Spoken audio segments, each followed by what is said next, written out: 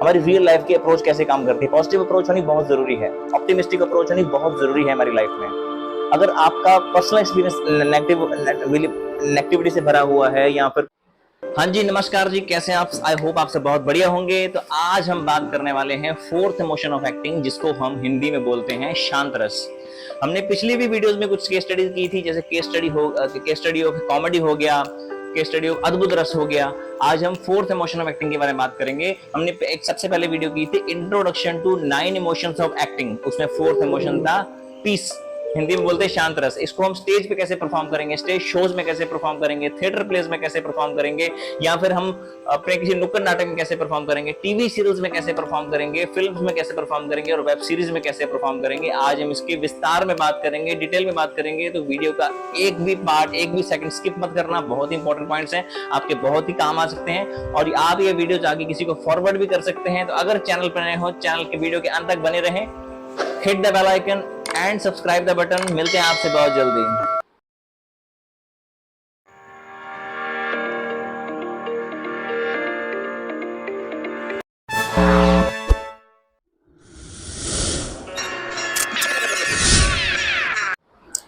ये जो आपका पीस का मोशन है, ये दिखने में जितना इजी लगता है, असल में उतना होता नहीं है। हम सबको लगता है कि एक्टिंग मतलब पीस का मोशन परफॉर्म करना सबसे इजी होता है, लेकिन ये सबसे टफ होता है, बहुत मुश्किल होता है। क्योंकि अगर आप अभिनय की दुनिया से राब्ता रखते हैं, एक्टिंग की दुनिया से राब्ता रखते हैं, तो पीस कहाँ से लाओगे? चाहे आप थिएटर प्ले कर रहे हैं, स्टेज शो कर रहे हैं, या आप नुक्कड़ नाटक कर रहे हैं, वेब सीरीज का शूट कर रहे हैं, फिल्म का शूट कर रहे हैं, टीवी सीरियल्स का शूट कर रहे हैं, या फिर आप शॉर्ट फिल्म्स का शूट कर रहे हैं, कहीं भी आपको पीस नहीं मिलेगा। शूट के सेट पे अभिनय की दुनिया से जो भी लोग राब्ता रखते हैं, जहां भी होते हैं, वहां कभी भी शांति या पीस नहीं होता। वहां पे हल्ला बोल मचा होता है, हल्ला बोल इतना होता है, इतना शोर होता है, कभी कभी तो हमें अपने डायलॉग्स ही भूल जाते हैं। तो ऐसे माहौल में आप पीस लाओगे कहाँ से?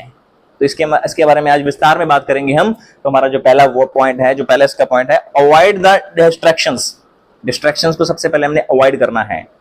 अब डिस्ट्रैक्शंस को अवॉइड करेंगे कैसे आप? सबसे पहले तो हमने आइडेंटिफाई करना डिस्ट्रैक्शन को, आपके आसपास डिस्ट्रैक्शंस है क्या। सबसे पहले जब नए नए हम शूट पे जाते हैं तो हम भटक जाते हैं, हम रास्ता भटक जाते हैं, विचलित, हमारा मन विचलित हो जाता है बड़े बड़े कैमरे को देख के, डायरेक्टर्स को देख के, एक्टर्स को देख के। कभी कभी हमारा कोई फेवरेट एक्टर होता है, वहाँ पे हम फोटो खिंचवाने में व्यस्त हो जाते हैं, बिजी हो जाते हैं, तो हमारा मन भटक जाता है, हम अपना परफॉर्म नहीं कर पाते जो हमें कैरेक्टर मिला होता है। तो हमें डिस्ट्रैक्शन को पहचान के, जहाँ भी भटकने वाले रास्ते होते हैं उनसे बच के अपने कैरेक्टर की तरफ ध्यान देना है, अपने ऊपर ध्यान देना है। डिस्ट्रैक्शन से बचो जितना बच सकते हो, तो ये आपकी जिंदगी बर्बाद कर सकता है। क्योंकि आपको एक्टिंग जब परफॉर्म करेंगे, एक्टिंग परफॉर्म करते करते आपकी लाइफ में बहुत ही गहरा प्रभाव पड़ेगा, इसमें आपके कैरेक्टर में दिखेगा वो।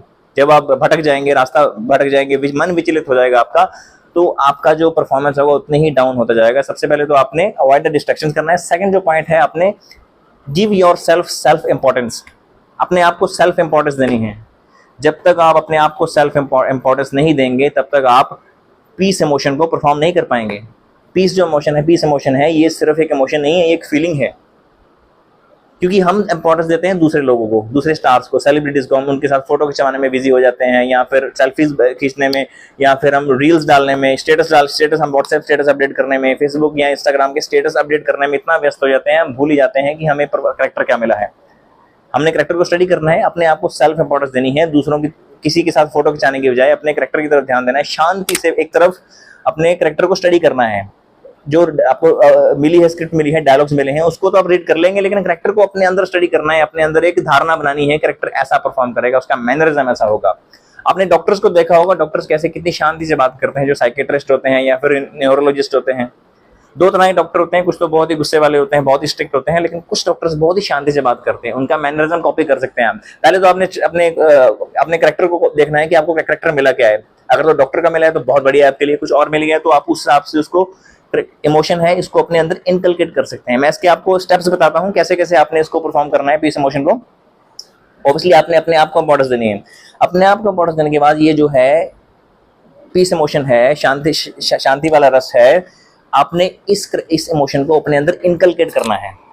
इस इमोशन को अपने अंदर इनकलकेट करने के बाद अपने इसको अपने अंदर फील करना है। और जो थर्ड स्टेप है हमारा, दूसरों को फील करवाना है। फिर जाके आपने पीस इमोशन को जो अपने कैरेक्टर में परफॉर्म करना है जाके। अगर सीधा ही परफॉर्म करेंगे तो आप फंस जाएंगे, आप भटक जाएंगे, आप परफॉर्म नहीं कर पाएंगे। सबसे पहले पीस इमोशन को अपने अंदर इनकलकेट करना है, फिर इसी इमोशन को अपने अंदर फील में लाना है, फील करना है और दूसरों को फील करवाना है, जो ऑडियंस आपकी प्रेजेंट ऑडियंस वहां पर होती है। क्योंकि अगर आप वहां की ऑडियंस को फील करवा देंगे तो मतलब आप कैमरे के पीछे वाली दुनिया जो आपको एडिटिंग होने के बाद टीवी में जब आपका जो शो आएगा, जो भी आपने परफॉर्म कर रखा है, परफॉर्मेंस आएगी, वो तो ऑटोमेटिकली ही उसको फील कर पाएंगे। उसके बाद आपने परफॉर्म करना है। जो पीस इमोशन है ये सिर्फ एक इमोशन नहीं है, ये एक फीलिंग है। ये डायरेक्ट फील करना इतना इजी नहीं है, इसीलिए मैंने आपको स्टेप्स बताए हैं कि सबसे पहले पीस इमोशन को आपने अपने अंदर इनकलकेट करना है, फिर अपने आप को फील करवाना है, फिर दूसरों को फील करवाना है, फिर परफॉर्म करना है। आपकी परफॉर्मेंस बहुत अच्छी हो जाएगी, परफॉर्मेंस में 4 चांद लग जाएंगे। और जो थर्ड पॉइंट हमारा, थर्ड स्टेप है जो हमारा, वो है सॉफ्टन द वॉइस। जब भी आप पीस इमोशन की जब कोई भी आप कैरेक्टर परफॉर्म करते हैं तो आपको अपनी आवाज को सॉफ्ट कर लेना है, धीमा कर लेना है। इतना भी धीमा नहीं करना है कि सामने वालों को आपकी आवाज सुननी ही बंद हो जाए। इतना सॉफ्ट कर सकते हैं कि उसको पता चलना चाहिए आप कैरेक्टर कौन सा है आपका। आपने डॉक्टर्स को देखा होगा, जो साइकेट्रिस्ट होते हैं, न्यूरोलॉजिस्ट होते हैं, बहुत ही प्यार से बात करते हैं। उसी तरह से आपने उसको फील में लाना है, दूसरों के सामने दिखाना है। सॉफ्ट वॉइस कैसे करेंगे आप?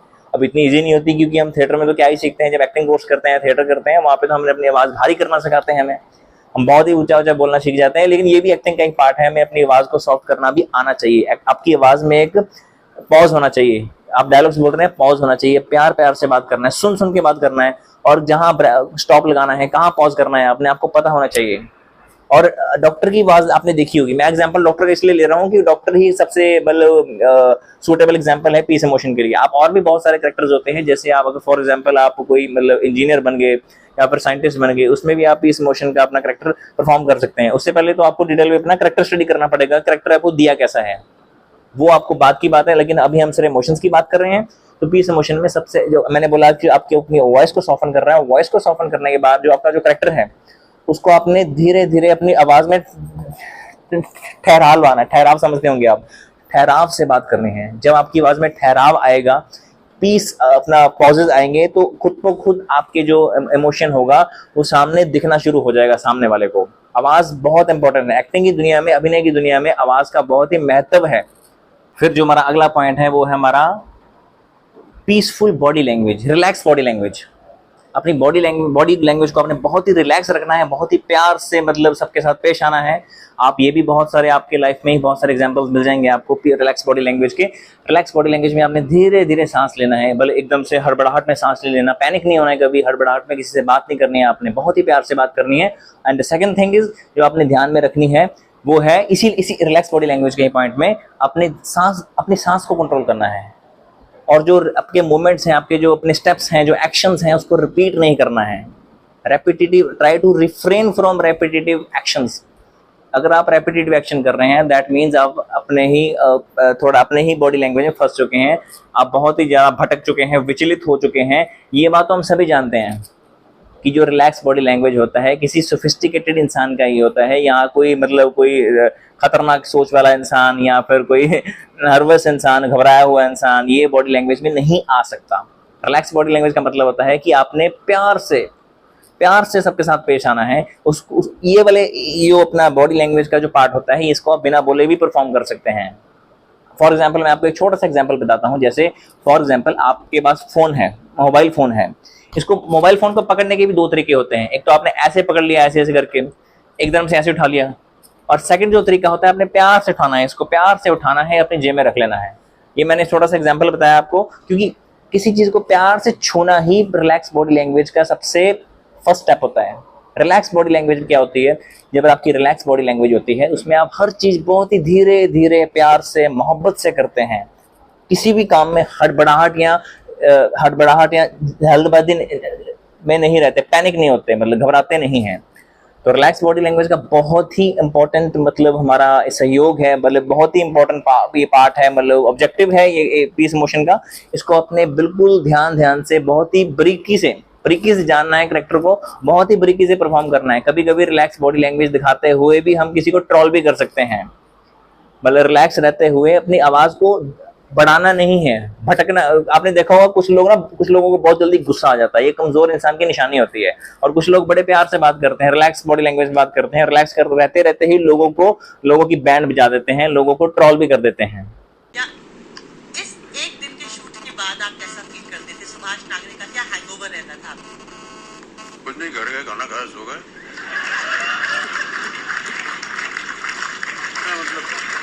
यहाँ जो हमारा आखिरी पॉइंट है इसे हम बोलते हैं ऑप्टिमिस्टिक अप्रोच। अब मैं आपको एक छोटा सा एग्जांपल बताता हूँ। किसी भी मतलब रिश्ते, फॉर एग्जांपल ये इसका जो सिद्धांत होता है, सुख शांति का जो सिद्धांत होता है, वो ये जानने में है कि क्या चीजें हमारे वश में है और क्या नहीं।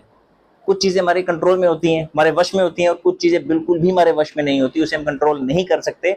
जब आप इस चीज को जान लेंगे तो आप खुद ब खुद पीस इमोशन आप अपने अंदर इनकलकेट कर लेंगे। अब फॉर एग्जांपल एक घटना होती है, जैसे कोई रिश्ता शुरू होता है या फिर कोई रिश्ता खत्म हो जाता है, वो हमारा पीस वहां पे बहुत डिपेंड करता है। अब हमें ये पता होना चाहिए कि हमारे कंट्रोल में था रिश्ते को बचा के रखना। अगर वो नहीं बचा पाया फिर भी, क्योंकि एक्सटर्नल फैक्टर्स आपके रास्ते में आ जाते हैं, तो कुछ चीजें हमारे कंट्रोल में नहीं होती, एक्सटर्नल फैक्टर्स आ जाते हैं, कुछ भगवान की मर्जी होती है, ऊपर वाले की मर्जी होती है।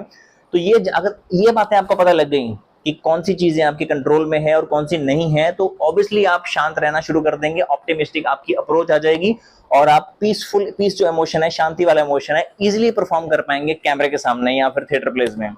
जो पीस इमोशन होता है इसमें मतलब फील सबसे बड़ा होता है, फील का काम। हमारी रियल लाइफ की अप्रोच कैसे काम करती है, पॉजिटिव अप्रोच होनी बहुत जरूरी है, ऑप्टिमिस्टिक अप्रोच होनी बहुत जरूरी है हमारी लाइफ में।